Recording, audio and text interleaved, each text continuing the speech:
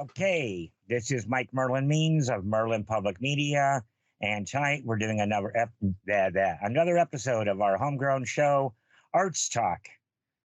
This evening, our guest is Coinops McGillicutty. Coinops McGillicutty, a man of a handful of skills. yeah, like 2, 3, maybe tops. Okay, Couple. Man. Yeah. Oh, what do you want to talk about first? God, I don't know. Art. What kind of art? Let's see. I've seen some really good movies this year. That are a little like above the pale. I would have to say we're more talking about your art. Oh, my art. Oh shit. Your art. So let's start with your DJing. Okay. All right. Yeah, I started that as a really silly hobby like 27 years ago. Back when it was still in the mid 90s, you could still break into a building and throw a party and not be, harassed that much if you knew how to do it. Uh-huh. And it was a lot more expensive back then. And somehow in a way it wasn't. Like the pair of turntables that I have now, I bought off a dude who was a house DJ. He sold me the pair of Technique 1200 Mark IIs for $350. Hello. That sucking sound you hear is heads being blown up by hearing Yes. that. Yeah. And they still work. I've dropped one of them. I had to replace a toner arm on one of them. They need tuned because they're probably as old as I am. But they're the wheels of steel for a reason, And there was something about it where I liked going to concerts and everything, but there was something about never-ending music. Like this idea that there would just be music that didn't stop for station identification or, anything, no commercials, nothing, just relentless, repetitive electronic music in a dark room for, 6 to 8 hours or something like that. And with a good light show. Or not, I've been in some where it was not that, but the music rocked, the vibe was cool, the people were cool, there was so much more going on with it. It's kind of like how I imagine the earliest hip hop parties being, where just dude would show up with a sound system and a pair of turntables and play some music and people fucking go off, and there was something very DIY about it that I liked. There's an entry fee. You got to get the decks, you got to buy the records, and records are stupid expensive, you ever back in the day, you'd hear DJs talking about buying a side, and that meant they're going to pay $10 to $15 for a piece of vinyl, but they might not ever listen to the other song on it because they only want it for the one. And the other song might not work for them. You know what I mean? It might be years before they ever think to spin it. So to put a set together, say 10, 15 songs, that's $150, to $200, $300 sometimes just for those songs. And it was hard. There were a couple of record stores around town, but sometimes you'd have to drive to Cleveland and some outlying areas. And when I lived in Chicago, there was no shortage of it. We'd go to Pittsburgh, from Youngstown, but you'd eventually, when you started being able to order stuff online, you could get stuff directly from England, and if you bought enough of them, they would waive the fucking delivery fee, but it was still hundreds of dollars. You know what I mean? Yeah. Now, fuck, I use Serato, and it's so much better for my back. Yep. I'm still using the turntables. They're still heavy as shit, but that interface box, the ability to manipulate an MP3 as though it were a record, is just, that interface is what I love most about it all. I like the tactileness, you're touching the music in a way. And I can't do turntablism shit. I've got a weird nerve problem in my right arm. It doesn't really let me sync up my left arm right. But I've tried for years, but it just, I'm always amazed at watching a turntablist because it's just something beyond. Because they're not trying to play a song for you. They're trying to absolutely carve this song into pieces and turn it into a different song. Yeah. And that stuff's fascinating to me. I don't know. I've always loved them. And I love the music before. Okay, let's full disclosure. Yeah, man, I took some acid, but I liked this stuff before that. It was a buddy in high school bought a CD thinking it was going to be one thing, didn't like it, handed it to me. It was a CD single. And there's this song and then 6 almost identical remixes of it. And if I could remember what the fuck it was, I'd tell you. But it was it was just, it was a very bare bones. It was like my first real taste of it, you know, like as a techno song, as opposed to like an electronic set, like a Erasure or Pet Shop Boys or something like that. You know, this was not made for that. This was made for a dark room somewhere. Uh-huh. And I think the thing that broke me was Underworld's album Dub No Bass With My Head, man. It was they put out a couple of records before that. It's kind of, it was good. It was kind of Depeche Mode-y, you know. But then they put this thing out, and it was this sprawling, just monster of an album that just flowed together. You know, all the tracks flowed into each other, like in this really weird way, and it made me rethink like what music could be. And the funniest thing about it is it doesn't really follow the rules either. Like techno, house, drum and bass, all of it, there's a format to it, and it exists to make it easier for the DJ to splice the stuff together. Sometimes, you know, you get some advanced DJs who are able to do some really cool overlay stuff with like really long beatless intros that kick in right when the other song ends, you know, because they just know the record so well. But then this Underworld album comes out, and it's just chaos, you know, like, and it's wonderful. It has a great sound to it. It's almost kind of goth, but not. It's very cyberpunk. The lyrics don't make any goddamn sense. You know, it's just layers and layers and layers of sound. And I don't know, you know, like I like playing house. I kind of like playing techno. I like playing some more aggressive, rolly, like breakbeat stuff, you know, but I like all of it, really. I like hearing other people play the genres that I'm not that much into, because like they're going to bring their aspect to it, you know, their taste. And that's what so much of this is. You're not trying to play the popular songs, you know, like you can do that and that's fine. Like there's nothing really wrong with it. But if that's all you're doing, you're not really giving the people anything that they couldn't just get at home. Right. You know, a good DJ will play what you want to hear. A great DJ will play what you didn't know you wanted to hear. Ooh. That's one for the books. Well, I mean, that's I don't even think I came up with it. I mean, but it's been true. It's true. In the days before Shazam and those apps where you could just like hold it up and it'd be like, yeah, this is the song. You'd have to like get on stage or behind the turntables and look over a motherfucker's shoulder and see what the song was, you know? And the best DJs don't care. Like, and some very good DJs do care to the point where they will put a sticker over it with like a code or something so that they know what it is, but we don't, you know, like, cause they're trying to like protect their weapons, as it were. Okay. But like a really great DJ doesn't give a shit, because they know that you're not going to put that song where they did and for the reasons they did. You know, you might try to smash it into something else and do a completely different set.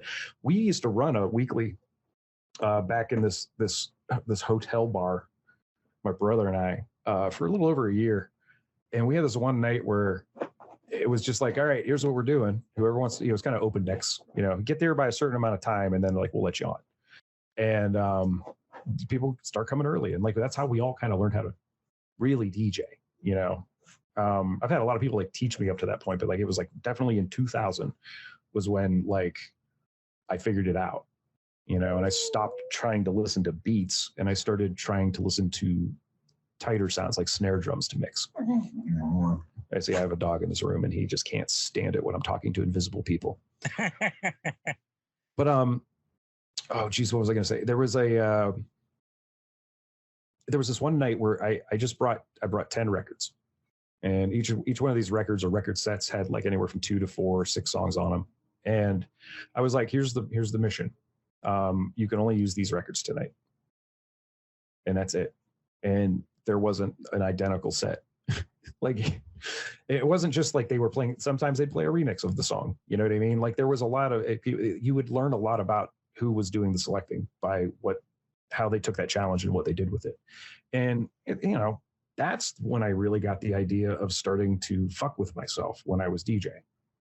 Like after this, like there's that set I sent you that I did last night, and that was not programmed. Like that was literally seat of my pants kind of stuff.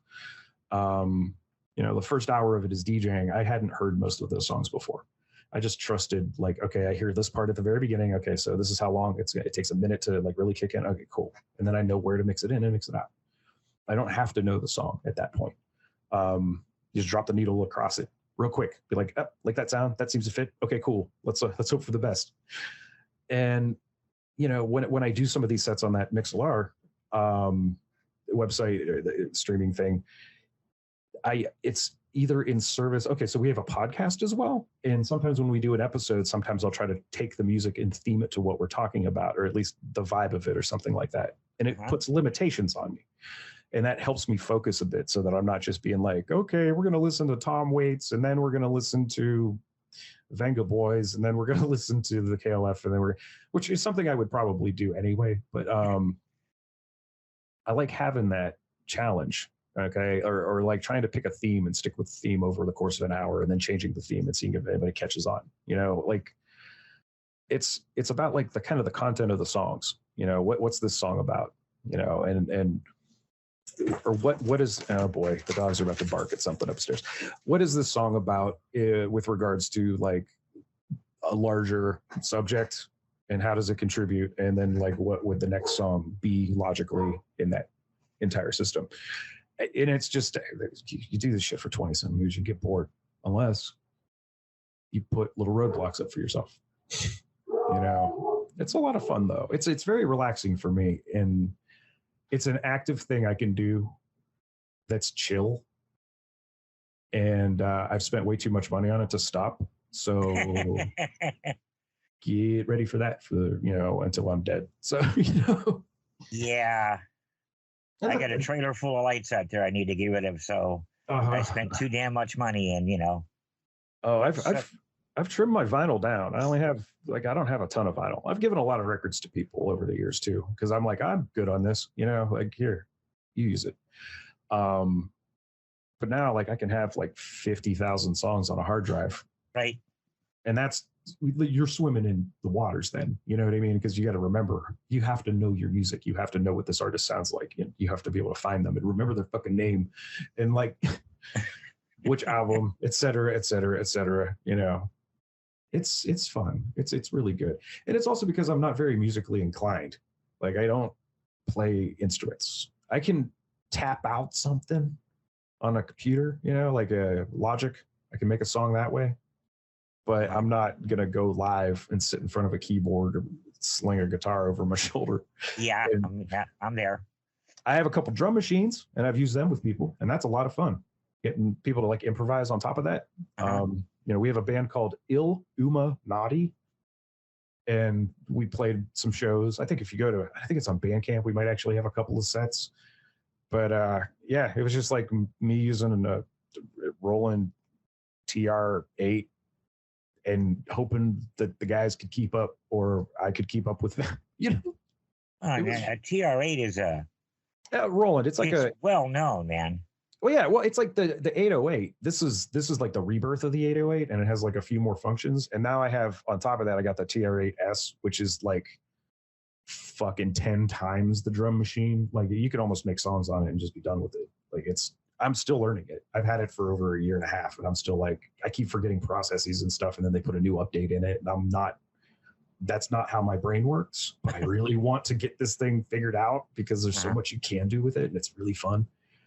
But that would just be for, repetitive beat boop electronic stuff for the most part. I mean, there's other things you can do with it. You can make it sound like a live drummer and like nudge, like where the drums hit, so it seems a little sloppier, a little live, and okay. There's a lot of cool stuff out there, and I like them. Okay, people want to hear you DJing. Where do they find you? Okay, yeah. You go to mixlr.com/Coinops, COINOPS _ McGillicutty. And there are 412 show reels. So yeah, it goes back some years. They are DJ sets of varying quality. Some of them are not good. But I keep them up as a reminder. So yeah, but they're all over the place. Some of them are straight up, mostly electronic. If I ever start out with some house, I'm usually only going to do that for about an hour, unless I'm really trying to work some shit out. And then I break into like all the other music that I'm thinking about at the time. Yeah, they're crazy. They're wild. They're a lot of fun. Okay, let's go back for half a second to the band there that you mentioned. Yeah. So let's give that a bit of a plug too, man. Oh yeah, it's ILL, separate word UMA, like Uma Thurman, and then Naughty, NAUGHTY.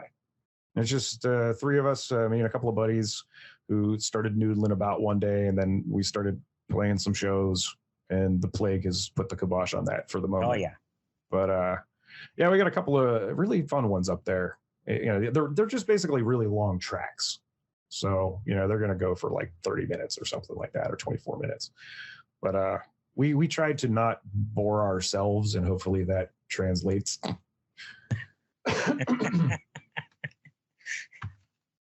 We have been talking about trying to get it back together again, and apparently there is this software that will let us jam remotely with very little latency. I've heard of a couple of those. Yeah, I'm real like interested in maybe, like, if I wasn't so busy with other shit, I would definitely be spending more time with my drum machine. But it's just like you gotta focus a little bit, you know. And sometimes you gotta cut one off, just let it sit there, keep it from getting too dusty. But yeah, and if we ever get that figured out, we'll be doing some live sets. You know, just everybody's real busy. One of the guys is actually tomorrow night opening in a band opening for Lady Gaga at the stadium. So, oh yeah, I'm the least talented member of this group. It's great. It's always been that way in every musical project that I've collaborated with up here. I'm just like, I don't belong here, but thanks for having me. You know, like. It's very cool. There's another project I worked with a buddy of mine who does the Metro songs. If you've ever heard of those in the DC area, he wrote a song for every Metro stop in the area. It's like 78 some fucking 100 songs, and we kind of collaborated on one. Like I did some beats for him, and he was just like, "Yeah, let's do it." And then we did a whole goddamn album together, and that is called Motion Quotient.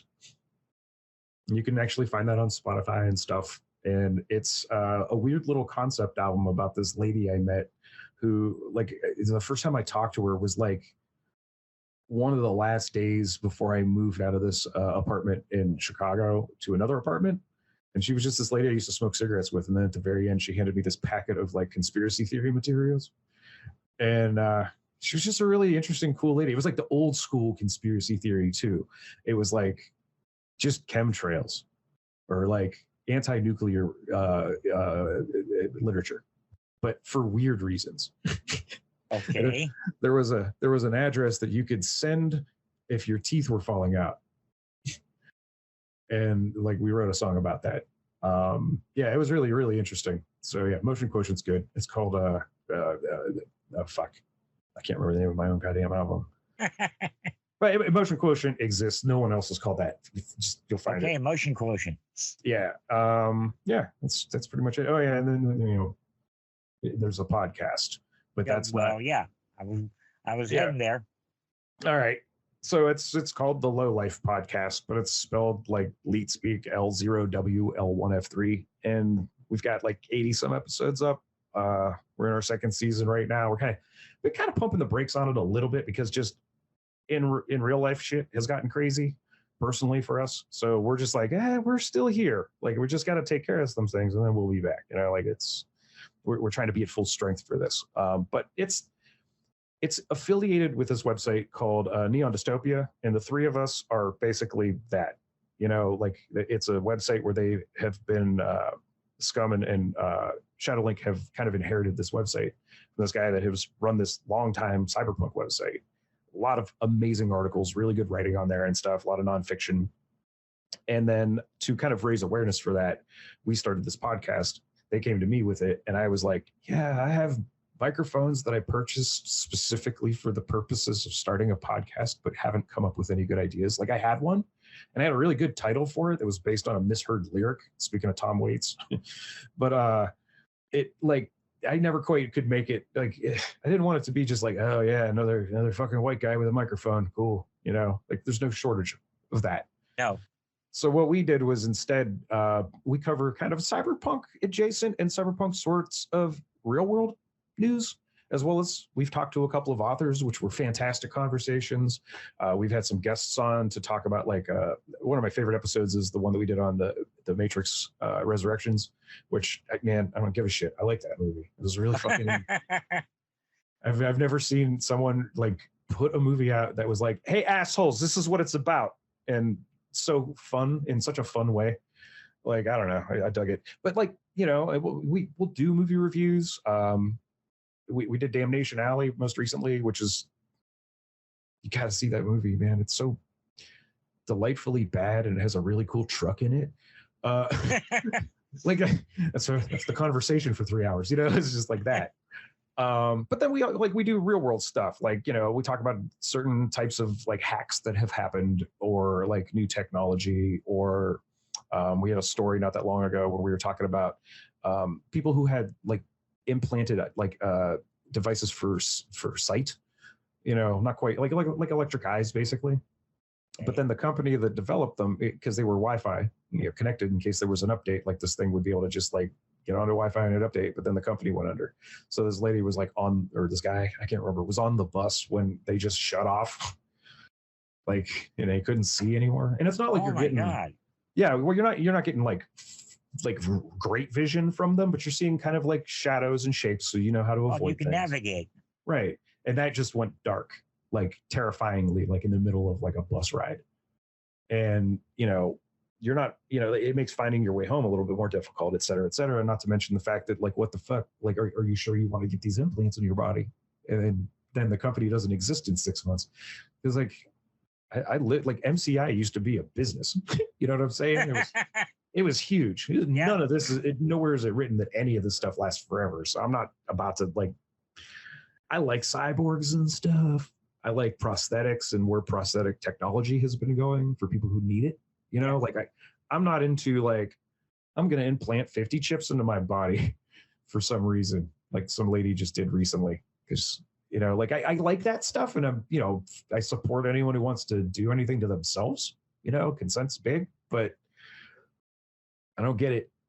I don't get it. I don't trust it. You know what I'm saying? Yeah, no, I do exactly. I mean, if you hadn't have told me that was an actual real incident, I would have thought you were starting to quote a movie on me or something. Well, as we've seen, reality is like, it's such a thing to see people write a film or a TV show and go so out of their way to try to make it seem so realistic. And then real world shit is insanely dumb. Like news items, like things that will come, like in the past week, the fact that Alex Jones's lawyer sent the plaintiff's lawyer an entire copy of his phone for the last 2 years. From the last 2 years. Yeah. And then like, the plaintiff was like, hey, bud, to the defense, he's like, hey, you sent us this. Are you sure you want that? And then all the defense did was like disregard, which isn't illegal anything. And they had 12 days or like 10 days. And then on the 12th day, that's when that bombshell dropped in the hearing. I know. I was watching that. Oh, it was delicious. It was one of those like billion Christmases rubbing against your junk moments. Like it's just unreal. And it's so dumb. Like David Simon, the author of The Wire, one of my favorites. I like him as a writer. And he also is probably the most eloquent shit talker on Twitter. He's a great follow. He said something like, if I was like writing a crime drama and my writing team came up with a twist like that, I would fire the lot of them and go home happy knowing that tomorrow it would be better. No shit. I mean, yeah. That's brutal. Like that's it is, but I mean, there's certain levels of screw ups, and I mean that's in a level all its own. I can't accept it. It's that ridiculous to me. Where I'm just like, there's no way. But I know it is. Like I know it is. Oh, well, there have been people who have said maybe they realized that their client's a dick and oops and oh darn, sorry.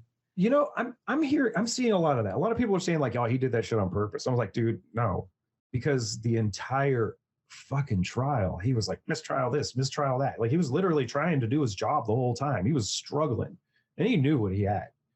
Like this isn't even Jones's first lawyer. This is his like 10th or 12th, 13th even, because they just keep quitting. And one of his ex-lawyers is on his show, still as a host. It's fucked up. Like this whole, my favorite podcast that isn't my own is Knowledge Fight. I've listened to them damn near since like the 4th month they started back in like 2017. And it's been such a fucking ride where they were just like clowning on Alex Jones. And now they're being quoted by like the New York Times. They were on CNN this morning.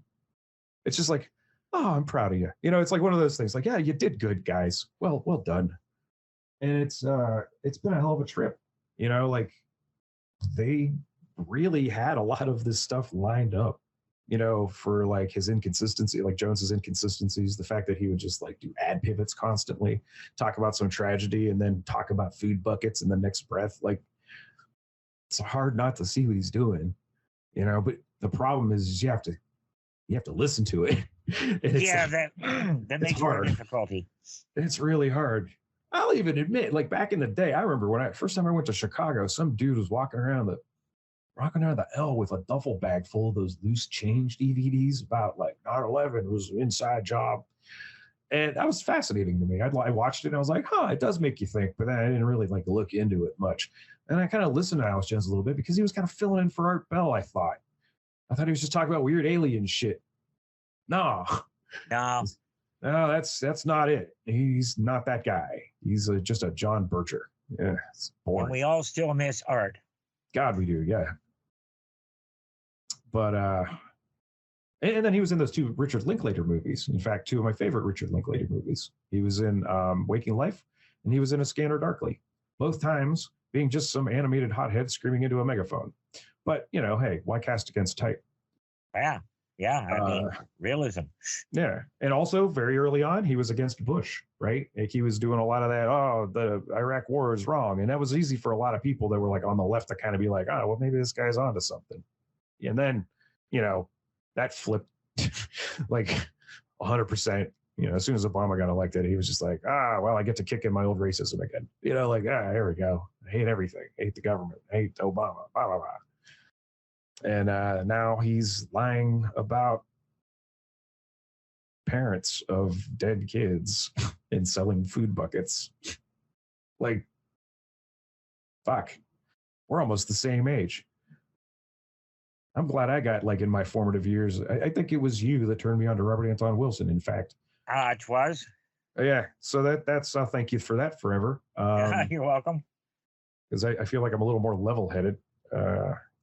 I'd like to believe in aliens, you know, and in fact, I believe they do exist. I just think that they're all so fucking far away that we'll never get to know, you know. Well, that or they're smart enough to leave us the hell alone. Yeah. I wouldn't really take a look at us and be like, they're ready. Let's give them a warp drive. This is it. It's the last thing this crew needs. Oh, yeah. Lord. So, yeah, that was a tangent. Yeah, well, you know what? That's why I like doing this. It'll go anywhere and come back and go off again. And let's go to the Low Life Poet podcast because we haven't plugged it sufficiently yet. How do we find it? Where do we listen to it? Oh yeah, it's on most of the stuff. I think we're on everything but Spotify. And the reason we're not on Spotify is because they just don't fucking pay the artists enough. No, they do not. So fuck them. I don't care. I had an account and I nuked it. Yeah. Also, I'm not paying them to get rid of commercials, and their commercials are mixed at a volume obnoxiously louder than the song I'm trying to listen to. Uh-huh. And that's a thing that you learn over time is that once you set a volume, it takes about 10 to 15 seconds for you to acclimate to it. You know, it's like when I DJ, I don't have my headphones blaring when I'm like doing a live show because I don't want to damage my hearing and I don't need to hear it that loud. I just need to hear it accurately. It needs to be just loud enough that I can kind of like, all right, here's the kick and the snare. All right, here's the kick and the snare and the other one. And that's it. You know, I don't need to be blowing my head off. I learned that from a buddy of mine who now has to wear fucking hearing aids because he blew his ears out. But like setting a volume and then like having it be set and then you can chill to the song, you know, or you can chill to the album or something like that. And it's fine because it's all mixed at that volume and it's being played back at that volume and etc. Then you get like Spotify, you know, and you listen to like a cracker song. And then the very next thing is this like max volume. Hey, you could get Spotify for blah, blah, blah, blah, blah, blah, blah. These ads are just here's 7 minutes of ads for 30 minutes of listening kind of shit. And I'm like, I'm out. I don't give a fuck. So yeah, we're on Apple Podcasts. We're on Google. If you Google, L0WL1F3, it'll pop up. It's on Twitter with like links when we have shows they're coming out and whatnot, and like when the DJ sets are being played, which are typically Thursdays and Saturday nights. Let's see what else. Yeah, Google's probably the best way. We have an RSS feed. If you want to help me with analytics, subscribe to that.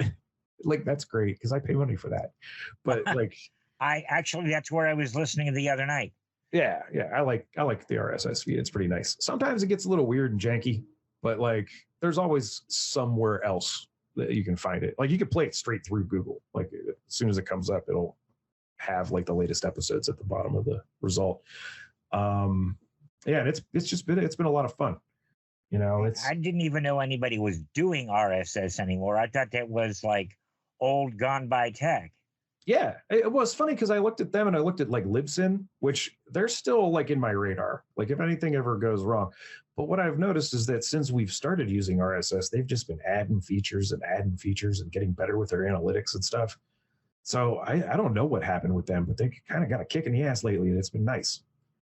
And they're solid hosts. Like we had a problem one time, and like all of the tech that we use, like from Mixlr to like we record on Zencaster to RSS. Like, anytime we've had a problem, they've had really good tech. Like their tech support's been great, and that's why I'm sticking with them. Like they've shit. Zencaster, one time we lost an entire episode that was like 2.5, 3 hours long. Ugh. The whole thing it just never recorded. It never sent it to the server. It just got lost. And I went to their tech support. They straight up did everything they could. And when they couldn't fix it, they gave us like a couple free months. They're like, here, yeah, no, sorry about that. And we're like, hey, no, I'm glad you did that. Like, I know it's just a job. I ain't mad. And we just got to talk about all this stuff again and act like we never talked about it before. Tech support heroes. I've been hosting websites of the same company now for at least 11, maybe 12 years. Yeah. A company called Host Monster. And Okay. they say 24/7 live technical support. And, me being the, dick that I can be, Christmas Day, because, Christmas ain't my thing. Right. I'm sitting around going, live 24/7 tech support. I'm calling. Let's see. And I just chatted with the dude for about 40 minutes about jack shit. Fuck yeah. He's like, man, I'm sitting here bored out of my mind. You made my day. That's great. But, somebody there live all the time. When you got good tech support, you stay with it. Yeah, that's 100% it. It's cool. It's interesting stuff. And we have a Patreon tied to that we try to kind of keep up with. There's nothing behind a paywall. We just like, hey, if you got $1 and you like what we do, give us $1. It's kind of like the Bernie Sanders method of raising money. Okay. We're not asking Bernie. Right, yeah. We're not asking for like big donors. We just want a lot of you. Uh-huh. And it's not that expensive to run it. Like, we'd like to turn it into a kind of a full-time thing if we could at some point, but it's been really tough trying to organize things and like make money like on the outside. Uh-huh. So, that takes up time and strategy. And, but I like it,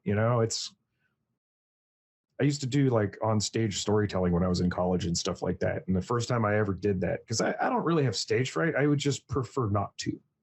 Okay. I would just prefer not. I don't like karaoke. I've only ever karaokeed a single song in my life, and it was Word Up by Cameo, because that's easy, But I one time I was drunk and I went to this open mic, and this dude yanked me on stage, buddy of mine I had classes with, and then I told a fucked up story, and it was a lot of fun. And I just kept doing it, and that's kind of, I talk like I write. So that's where we're at with this. It's all merged. And to be able to just jot like 20, 30 pages of notes down and tell a story that way has been really revelatory for me, because I know how I bullshit. So I don't need to write it all out necessarily. Like, I just have to put like little notes in a notebook. And, this is the order of the story that you're going to tell. These are the pertinent facts. Here's a direct quote when needed. And then that's it. And someday I'll get back into fiction. It'll be great. Hell, I haven't written anything. Oh, God almighty. I haven't written anything since I sobered up 33 years ago. So that's what happens. Yeah, no, that's why I still have a few beers when I DJ. It's like, I got to keep that pilot light lit. Yeah, no, I can tell you what, I have written very little since graduating because, like, I went hard in college. Like, there was a few straight semesters where I was taking 4 writing classes, like, per semester, which I found out after a dear friend of mine and one of my favorite professors there. They had to approve your schedule, and I go in with it, and he's like, "You're taking 4 writing classes." And I was like, "Yeah, so what?" He's like, "You can't. Like, we don't, who's been approving? What is going on here?" And I was like, "I've done it for the last 3 semesters." He's like, "Well, how are you doing?" And I was like, "Mentally? No, there isn't one mentally, brain not happening. But I've been on the dean's list, like I'm doing okay. I'm getting through this stuff." But he was right, man. When my last semester was all electives, he approved it too. He told me they stopped that practice when a student had a nervous breakdown. I was like, "Oh shit, that's terrible." He's like, "Yeah, you know who it was? It was me." I was like, "Oh." But he let me do it, and I got to finish up, and it was a time issue for me. I wanted to get all my courses in as hard and as fast as possible so that I could have my last semester just be electives. And that was awesome. I did like forensic science, like intro to forensic science, and fucking like world conflicts with this guy from Northern Ireland. So he had some really fun stories about Northern Ireland for us. I'm sure he did. Yeah, that was a good one. But then after that, like I didn't write anything for years. Like I didn't even read a book for like 2 years because I was just like PTSD'd out. Like I was like, I can't even, my eyes crossed, like can't do it. And then the guys that I'm doing the podcast with, one of them, Scum, started a magazine and he wanted some help with it. And then I just got super involved with that and wrote a trilogy of short stories for him. And so if you look up Low Life Magazine, that also exists, same spelling. There's 3 issues of that. I would recommend getting them digitally because the print to order is fucking stupid expensive. But we didn't want to print a bunch of them up and then have to eat it. You know what I mean? Understood. Like, it's more like a zine, but some really good writing in that. And we made a lot of good friends that way. We're still friends with that wrote for us and stuff. So I don't know.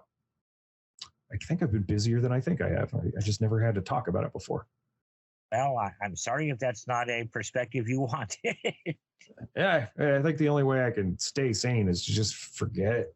Like, I think I'm only as good as my next gig, whatever it is. Like I don't rest on the laurels and shit. It's like, yeah, that stuff's out there. Go look at it. Like get back to me if you like it, and don't sweat it if you don't. Somebody asked me about my designing and lighting and like, what's the best show you've ever done? The one I'm working on right now. Yeah. How can you say that? I'm like, everything I've learned on every show before this is applied to this one. Right. This is my best show ever. It's a cumulative effect. You're not, I mean, if you end up getting worse at something over time, then you're just not into it. You got to find something else. Like that's the secret. I was a terrible machinist. I didn't even know you were one.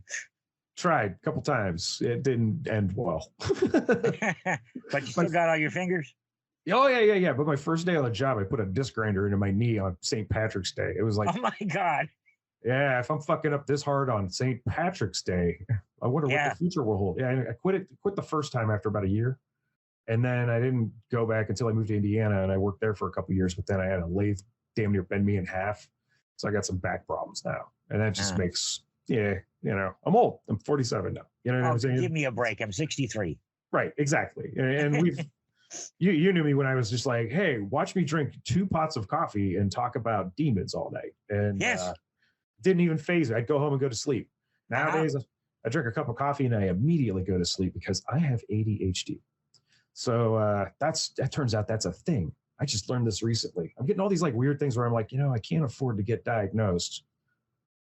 But God damn it, all of this makes sense. This is absolutely, it's not a bad case, but I don't know if there is such a thing. It's just different cases. Mine allows me to kind of do stuff still, but I also have too many interests that I'm not particularly great at any of them.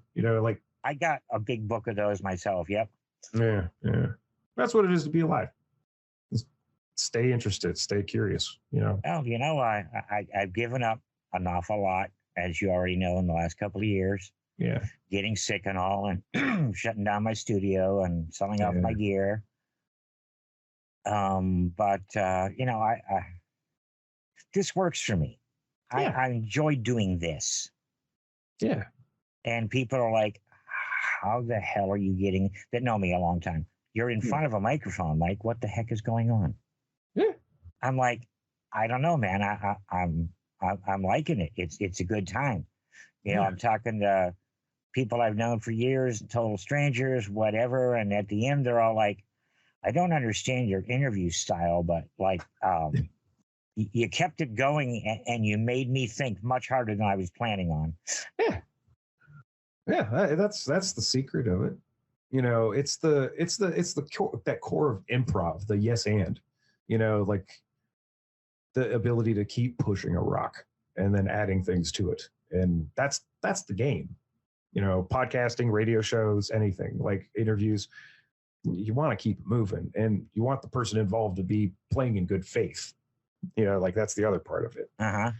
And that's what we try to do. Like we try to have like as many, just all perspectives. Like we want to have people wildly outside of our sphere of experience, to come in and give us like just any angle that we haven't thought of, because that's exciting. It's fuck, man. I think that's why I kind of like, I loved Star Wars when I was a kid. Like you have no idea, to the degree that like my brother won a Twix candy bar contest and had a Star Wars arcade game at our like house, like a sit down 50-cent like coin op, hence the name. Yeah, Star Wars game, and it was this cool thing. It lasted one night, and then we immediately stuck it in a friend of the family's pizza shop for a few years and made a couple grand on it. Oh, gee. Yeah, but then it like broke and stuff, and I mean it broke our heart, like because it sat in our garage for a while, and like Dad fixed it, and then it like broke again after we played it for a few hours. And then this dude I worked with at Best Buy, he's like, hey, can I buy that off you? Because I was telling him about it. And I was like, yeah, let me talk to my dad, my brother, and stuff, see how this works out. And Dad's like, yeah, you can have it for $100 if you could just haul it out of here. And this was like before they announced the prequels. So like this dude gets this thing and he fixes it. And he's like, hey, you want to come over and check it out? And I was like, yeah, fuck yeah, man. So I go over to his place. His entire house is nothing but coin-op arcade games restored. Like the old black and white fucking Space Invaders. The one that it wasn't like a big full, console. Yeah, like, no, I remember. Chest yeah, high. the old Pong and all that shit. Oh my God, dude. He had Joust. I'm just in here and I'm like, how does this house exist in Youngstown, Ohio? And like, what the fuck? He's like, yeah, it's just my hobby. He had no furniture. Well, I'm talking, there were literally like 30 of these things, 40 of these things in there. And the Star Wars one, we got it into his house somehow. It took like 3 of us to do it. That motherfucker weighed like 400 pounds. It had a big ass tube monitor in it. It had 4 6x9s in it. The frame itself is made of this heavy, dense particle board. And it was just a beautiful thing, right? So I was like a big, fake Star Wars fan.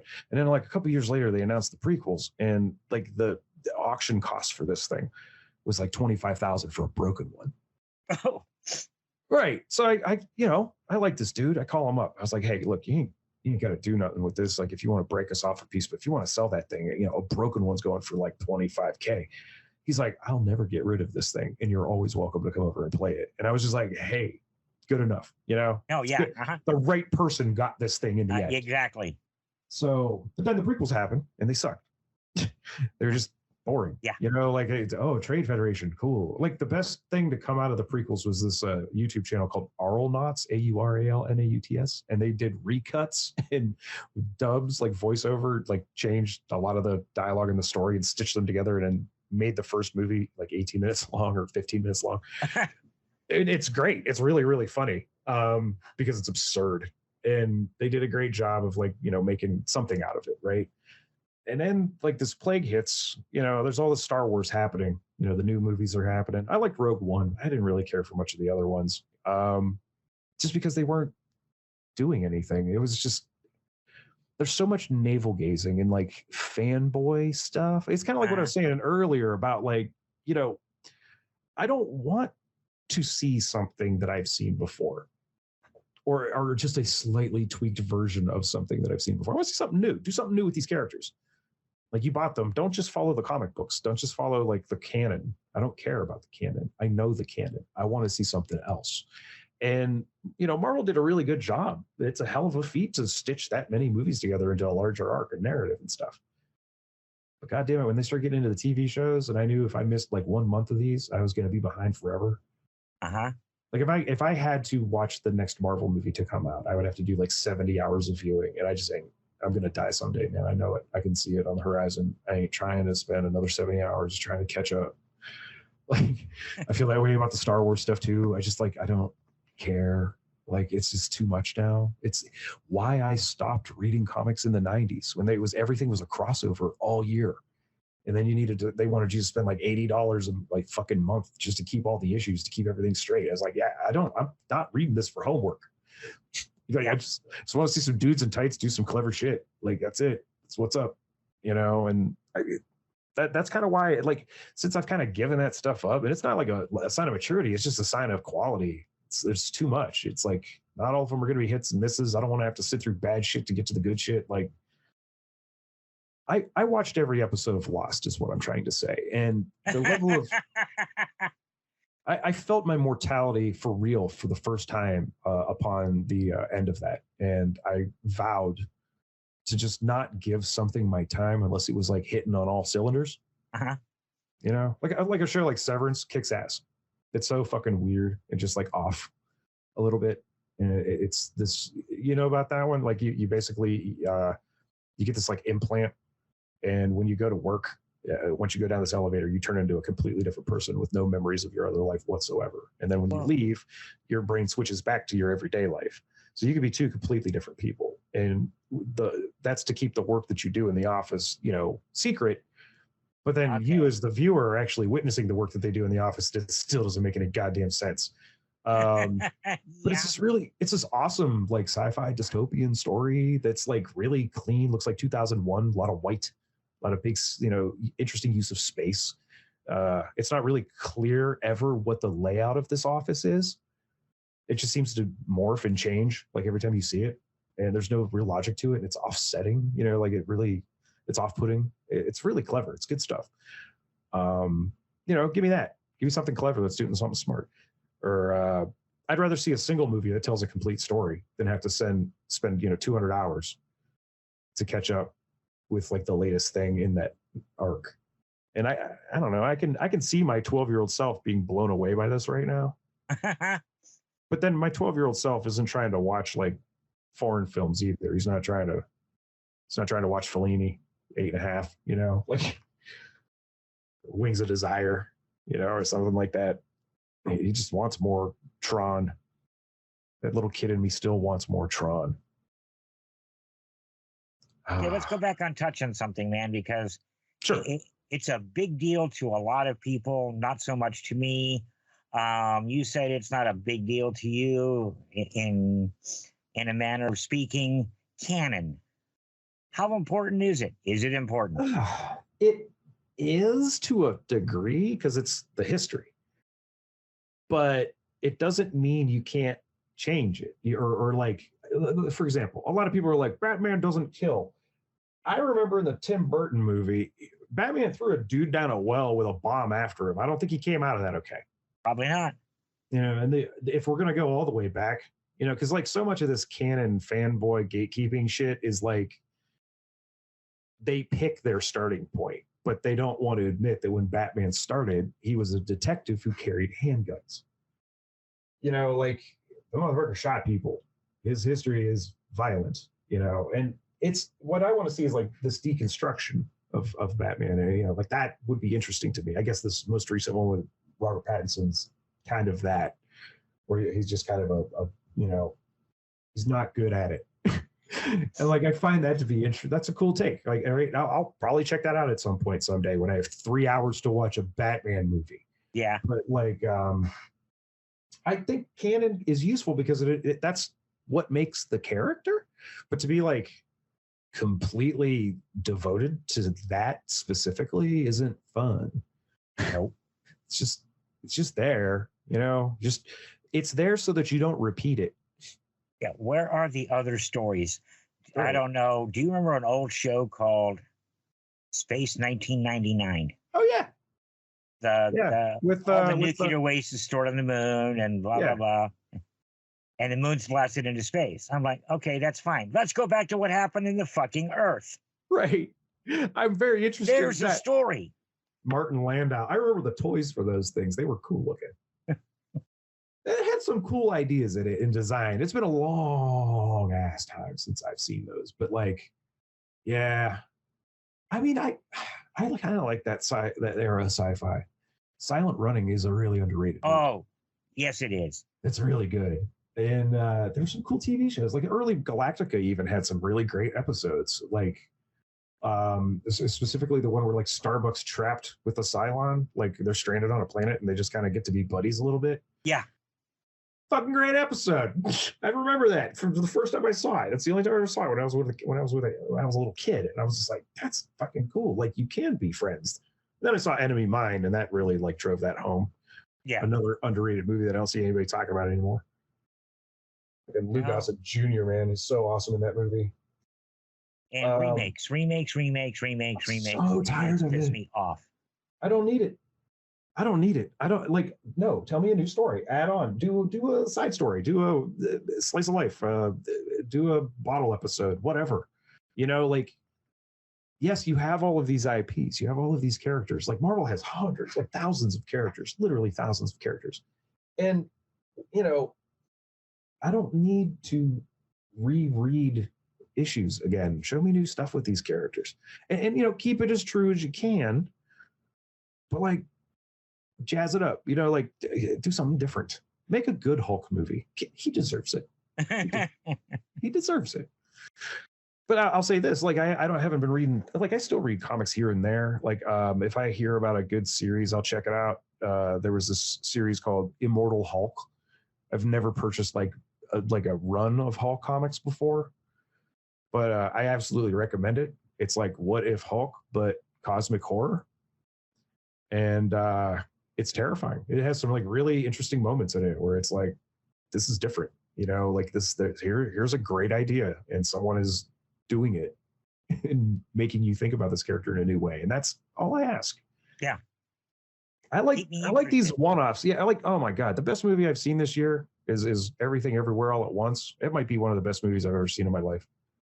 It's just it erupts with creativity and you can follow it. You know, it's not trying to do anything too clever. There's a little bit of exposition because there has to be. Yeah. I have no notes on that at all. Like I laughed so hard watching that movie and I wasn't prepared for it, even knowing a little bit of what it was about. I tried to stay blind as possible. And then like we sat down one morning and watched it. And 2 days later, I started it over in the morning, you know, like T ran off to work and I was just like, I ain't got nothing to do today. Put that back on, laughed again. It's just so great. It's a great science fiction film. It's a great comedy. I mean, it's like 4 or 5 different genres of film that are like woven together that really work. I've never seen anything like it. And what was that name again? Because it didn't sound familiar. Everything, Everywhere, All at Once. It's got Michelle Yeoh in it. The actor who had played Data in The Goonies is all grown up now and plays her husband. Oh, wow. And Jamie Lee Curtis plays an IRS agent in possibly one of her greatest roles ever. Wow. It's fucking hilarious, man. Like I can't recommend it enough. I don't want to say more about it for fear of giving away some of it. Okay. But I get that. Thank you. Yeah, the way it unrolls is just, it's so rich. It's so rich. Like it's just, you'll miss things. Like here's the thing. You know, you ever see the movie Primer? Doesn't ring a bell. It's a super low budget. It's one of the tightest like time travel movies ever made. It's up there with like Predestination. Okay. When you know that one that Ethan Hawke did that's All You Zombies. Yeah. By Heinlein. It's killer. That's like that one's my favorite. Primer is like they've tried to draw maps, and you will not get that movie the first time you watch it. But by the 4th or 5th viewing, you start to see the structure. Like Primer is terrifying. Like it's just a smart, really cheaply made movie. I think they spent maybe $5,000 on it, and it's just tight as shit. This, on the other hand, is like you're not missing things that way. They're just doing stuff in the background that are like Easter eggs for later when you watch this again, where you're like, oh, son of a bitch. Like there's a Chekhov's object, and you'll know it when you see it because Jamie Lee Curtis references it. Oh, geez. And when you see it, it's just set up in such a way where you're like, what are they going to do with that? And whatever you think of is not as fucking crazy as what they do with it. Okay. You will die laughing. Like, it's just, what a crazy movie. It's just so good. You know, and that's what I live for. Like, I want to be slapped like in the face by one good film. I don't like, there aren't too many trilogies, if you think about it, that are great. Like, when you think of how many trilogies there are, it's Sturgeon's Law. Like, it's like 10% of them are worth it. You know, like, I got a soft spot for the Bourne trilogy, the initial one. I don't care about the sequels. I like the first three. And I'm okay with it. I understand why people don't like the second and third one. Too much shaky cam. I get it. Worked for me. I don't know. It was like my distance in believing that Matt Damon could be an action hero. Like, and then I saw those and I was like, all right, yeah, you're in. You know, like, those are great. So far, I'm liking the John Wick movies. I think they're getting increasingly ridiculous. That's why I go to a theater. You know what I mean? Like, I'm intending to be entertained somehow. Like, all the better when I don't see how it's going to hit. You know, I like the OG Star Wars trilogy, like I said. I actually like the Alien trilogy. I like 3. Considering what Fincher was up against, the fact that that movie even got made at all is just insane to me. Like, the sets were built. They had no script. They'd spent like 2/3 of their budget before they even started shooting. Like, it was just, what a shit show. And then he made a coherent narrative out of it that ended Ripley's character arc. Fine. Well done. Congratulations. But, you know, for the most part, I like a standalone. I like one good film. You know, give me the Wild Bunch or Network. You know, something that's just, I can think about that one movie. It's a generous film. You know, it's not requiring you to come back and check in on it. It just gave you this thing that you're going to think about for the rest of your life. I don't like. There's times I want to be entertained. Right. Just entertained. And there's times I want something to take me somewhere, show me something, give me a viewpoint I don't have. Yeah. 100%. I mean, and the thing is though, like, an entertaining movie doesn't have to be dumb. You know, like, no. A lot of people are just like, oh, it's just dumb fun. Yeah, you know, and there's a place for that. I like a dumb fun movie. I've got tons of guilty pleasures, you know, like that I ain't even guilty about. I'll put it on. Uh-huh. But you know, I'll watch FDR American Badass. Like, I don't care. That movie's fucking twisted. It's very funny. Did you know that FDR got polio because he was bit by a werewolf? So I did not. That's that movie. Wow. It's Barry Bostwick plays FDR in a wheelchair that has machine guns. So okay. Yeah, you know what you're getting into. Like, yep. You know, just from the title, I can get behind that, you know. Like, I love Black Dynamite. I think it's one of the funniest fucking movies I've ever seen in my life. It's kind of a send up of the like 70s like blaxploitation era, but it's done by Michael J. White, and this other guy co-wrote it, and they directed it, and it is such a love letter. It's the best kind of satire because it loves the thing it's making fun of. You know, it's so much that it gets it right. And it knows how to make fun of it. Like, there's a speech where, you know, Black Dynamite's yelling about something and he stands up and he hits the boom mic. Like, it's in frame. He's like trying to deliver the rest of his line without breaking. It's the only, and it really feels like this is the only take we have time for. So like, it's, you know, it's like the unspoken stuff. Some of the rough edits where it's like in the middle of a fight scene and suddenly they have to replace the actor because the guy actually slapped him. You know, like, it's so genius. There's so many nuggets of that in that movie, and it's so fucking hilarious. There's a nunchuck fight with Richard Nixon. I mean, that's worth watching it for right there. How do you beat it? It's impossible. It's one of the funniest things I've ever seen in my life. Oh God, I wish they'd make a sequel. But that's one where I was like, yeah, make another one of those. But I don't think you'll be able to top that. Like, that's just impossible. There's a false ending in the movie. It's fucking great. But you know, like, I like it when it's both. I like it when it's like entertaining and big and exciting. You know, like Fury Road. Yeah. It's a fucking 2-hour car chase in the desert. And it's one of the greatest movies I've ever seen in my life. Like, it should. And if you've ever driven in the desert, it's accurate. It's right there. Oh, it's so nuts. That's another movie too, where you look into the behind the scenes stuff, and there's just some wild fucking stories about it. Like the guy that was playing the guitar on the truck, like he's a performance artist from Australia named weirdly Iota. And okay. Well, he got the gig because I guess during the, and I'm paraphrasing and misremembered, but like the audition was to play that actual guitar while the truck drove 60 miles an hour.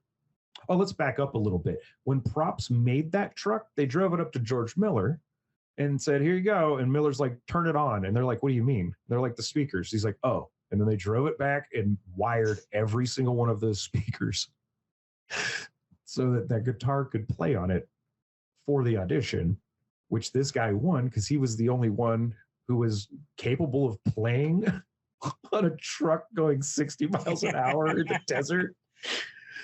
And he went for it, man. You watch that movie, you don't know anything about that son of a. His name's the Doof Warrior. They never mention that, and everybody knows his name. That's how badass that performance was. He's like on bungees jumping off the edge of the thing and just, it's an actual flamethrower. Like that, the whole thing is on, supports because the guitar itself weighs something like 130 pounds or something. Like, it's insane. That whole prop is bonkers to me. But there was another scene where like Tom Hardy's kids are on set and they're doing the scene at the end of the movie where he's in the cage that's like attached to that really long pole, the polecat scene. And he's getting real close to the ground and everything in the fist fight and all that noise. And, they're doing some of those stunts. And one of Hardy's kids says to Miller, like, is that safe? And Miller's like, look, I have the best in the business working here. Okay. Like I have the best stunt team available on the planet. Okay. He's strapped in 17 different ways. And the thing doesn't even go closer to 3 feet to the ground anyway. It's just how we shoot it. It makes it look like he's a lot closer to the ground than he is. And so the kid goes like, so what if like the straps break or something? And George just shrugs and goes, well, I guess he goes under the wheels. It just goes back to fucking work. I mean, I've heard, there's like all these crazy stories about how brutal that set was, but I'm like, just look at the movie. It's in the desert. Like, this is on location, a lot of this shit. And all these trucks are real, even if they're digitally stitched together, in some of the scenes, those were built. They ran, and that son of a bitch made a goddamn car chase movie last 2 hours and be fucking just beautiful to look at. Crazy stuff. It's an experience that, that's when it's like it's heightened. There's more going on there, but it's not like winking at the audience at all. It's just telling the story. And it takes you somewhere. Kind of like even the first Lord of the Rings movies were real good at that. Real good sense of place, real good sense of just the world, the vibe, and the, feel of it. It's a really cool cinematography. The CGI fight scenes, whatever. Yeah. But like everything else, it felt right. It's a trick. It's a hard thing to do. And I went to see the first Lord of the Rings movie. Yeah. 100% prepared to be pissed off and bent out of shape. Mm-hmm. I walked out going, that'll work. Yeah. It's nice. I don't mind it when somebody, because like that's technically kind of a remake. There was the Ralph Bakshi, animated one, which was rotoscoped and gorgeous and terrifying. But like, yeah, it felt right. Now, The Hobbit, I didn't even look at because how are you going to make 3 movies out of that book? And then I just knew it was just going to piss me off. You know what I mean? And I'm just like, I'm not going to do this to myself. Let's stretch this shit out and make all the fucking money we can. I feel bad that, Jackson, he kind of like took a real big break after that. I don't even know what he did after like his next movie was, but I know he did colorize World War I footage in this documentary called something. I haven't watched it yet because I haven't really wanted to depress myself. Yeah, World War I shit is some of the bleakest shit you'll ever read. Like, good God. But yeah, no, like, I don't know. It's that don't milk it You know, like there's some Lord of the Rings series that's out now. I don't care. There's a new Game of Thrones series. I don't care. I didn't finish Game of Thrones for fuck's sake. I just never watched an episode. Yeah. Oh, the first season, tight. Oh wow, this is gonna be great. Second season, I don't know. I made like 2 episodes and I just didn't care anymore. Like that's just what it was. It's just I don't know. These guys shouldn't have ever been running a series. I think that like maybe like what's his name, like just was like these guys are idiots. Let them do whatever. You know, like I'll finish these books because like after they finished Game of Thrones, their next project was going to be, well, what if the South won the Civil War as a project? It's like, read the room, assholes. How did you get this job? Like, yeah. What the fuck are you talking about? That might be the last thing we need. I don't know. What was the Heinlein book? Geez. Farnham's Freehold? Yeah, God, loved it. Yeah, that's a good one. Man. What the hell is going on here? Yeah. Well, I mean, you know, he's trying his best at like role reversal. You know, and it was really interesting, the dynamic that he was trying to like put together there. I just remember it being so edgy reading it. I was like, this is like edgelord shit. Because like I did like the idea of a nuke landing on top of their bunker sends them through time. It just gave me a little hope. It's like, oh, maybe I won't be vaporized. Yeah, you're kind of close to a ground zero as it is anyhow. Oh yeah. Yeah. Yeah, you're gonna go. Yeah. I would be more worried about it if I didn't still have fucking school loans. So like, hey, come and get me. You know, like make it painless. Don't let me wander the wasteland looking for bottle caps as currency. It's out here we're gonna. I mean, what are they coming out after out here? The dams on the Colorado River. Okay, done. Yeah. Ain't nothing else here. Yeah. No. I'm close enough. I think I'm close enough. If they did a Tsar Bomba in an airburst, I would absolutely be vaporized. So that nuclear detonation simulator that's been online for like years and years and years. I fucking find myself there every now and again. Just like, where do I live now? Like every city I've lived in, I've just been like, all right, how close am I to the city center? Oh, okay. So I'll just get severe burns and blindness. Great. Yeah. No, I get to move closer. I also there ain't nothing here for 106 miles north. You hit Vegas. Oh yeah. Well, yeah. 400 miles to Phoenix. There's nothing here. All right. You'd probably be all right. Whatever that means. Until the fallout makes a loop, comes and hits you the way like the old Mount St. Helens ashes fell in Ohio when I was a kid. Yeah, and I've seen the graphs for the Yellowstone volcano. Oh yeah. I'm holding out. I'm about 100 miles outside of the ash zone. Oh man. Yeah, no, I'll be buried. That thing is huge. Yeah. Fucking yell it out. Oh. That's terrifying. It is so overdue. First of all, and second of all, if he wasn't such a fucking racist, this is kind of what Lovecraft was talking about. This like indifferent universe, you know, like this, it doesn't care. Like a comet could slam into Earth and kill us the way it killed the dinosaurs. Like it doesn't care. The virus currently tearing through our fucking populace doesn't give a shit. Doesn't give a shit what you think about masks. It doesn't give a shit what you think about vaccines. You know what I mean? Like it's going to keep reproducing and turning into sleeker versions of itself. I don't know. Maybe this weird eugenics tainted plan of yours isn't working out. Oh God, I've been inside for too many years. Yeah, hey, did you see the new Kids in the Hall, by the way? Like I did not. Okay, so there's a scene in it where David he was on fucking talk radio. Why can't I remember any of their names right now? Hang on, bear with me. Not a problem. Kids in the hall. All right. Dave Foley. Yeah, see, I managed to say it before it came up. I'm smart. Anyway, Dave Foley is playing a DJ in a bunker. And it's one of my favorite sketches ever. And it takes place over the course of the episode. So they show this like 3 or 4 different times. But it's basically just him just sitting there, mouth open, kind of got a beard, you know, and he's sitting on this chair just like hunched over. And I've got a brand new pair of roller skates. Okay, that's the only record he has. So he plays and it ends, and he picks the needle up and he goes, "Hey, welcome back to blah blah blah blah blah." He does like the fucking drive time radio DJ voice, and then like he puts the record back on and he just goes back into staring off into the middle distance completely. But like he tells the story when he's doing his like weather updates and stuff, and it's hilariously bleak. Like I want to be that guy. Like if we're gonna have the nuke, now he's talking. There's like mutants and stuff, but like we'll get there. You know, I don't know. Way we're doing things.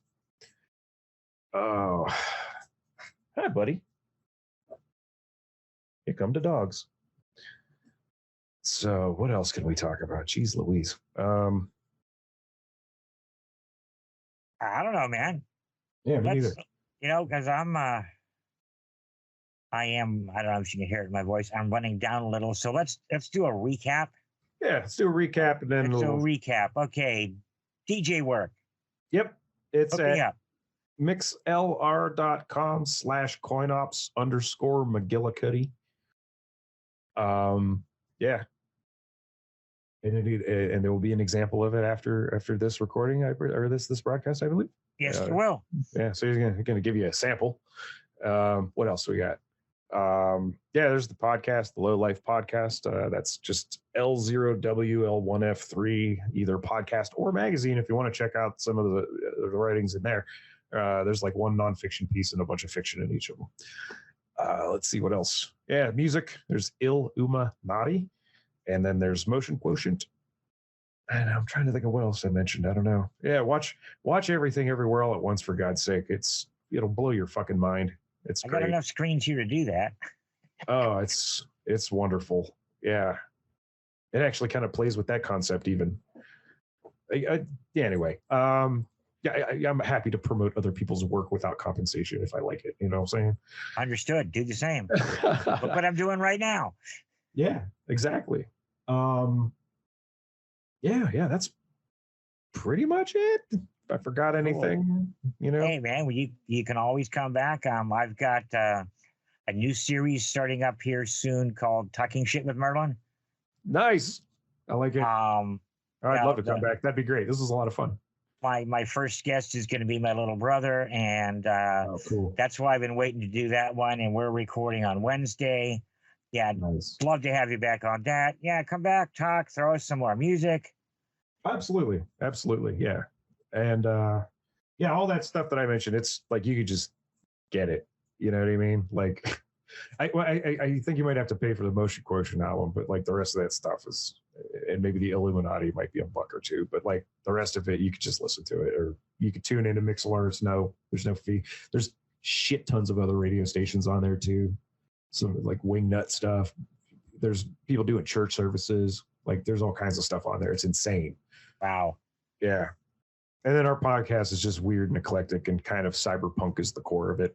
You know, the fact that we're living in the dystopia is kind of the core of it. Yeah. Blade Runner was 3 years ago, yo. I hate to break it to you. You know, like we're literally like the date. So this is where we're at. You know, we're just here to poke fun at it and ourselves. So this was a lot of fun. I'd love to come back. It'd be great. Cool deal, man. Well, let's call it a night here. I'll grab my oxygen, you grab a beer, and call it a night. Cheers. Cheers. Have a good one, man. You too, bud. Okay.